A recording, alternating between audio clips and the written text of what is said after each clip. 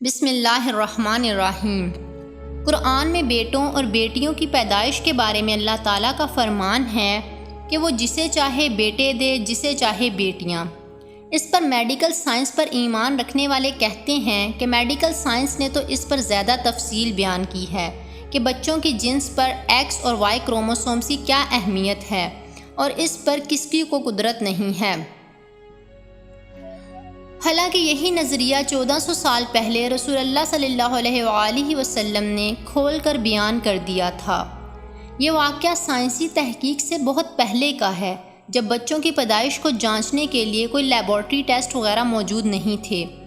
یہ علم اللہ نے اپنے پیارے نبی صلی اللہ علیہ وآلہ وسلم کو عطا کیا تھا کہ آپ صلی اللہ علیہ وآلہ وسلم یہودیوں کے اس گروہ سے سوال پر یہ حقیقت بیان فرمائیں کہ لڑکی اور لڑکے کی پیدائش میں عورت کے بیضے اور مرد کے جراثومے کا کیا کردار ہے۔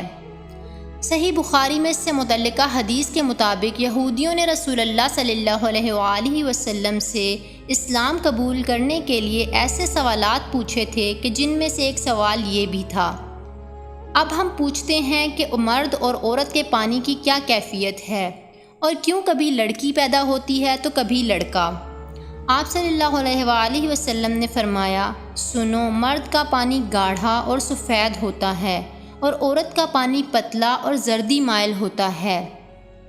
جو بھی غالب آ جائے اسی کے مطابق پیدائش ہوتی ہے اور شبیہ ہوتی ہے۔ جب مرد کا پانی عورت کے پانی پر غالب آ جائے تو حکم الہی سے اولاد نرینہ ہوتی ہے، اور جب عورت کا پانی مرد کے پانی پر غالب آ جائے تو حکم الہی سے اولاد لڑکی ہوتی ہے۔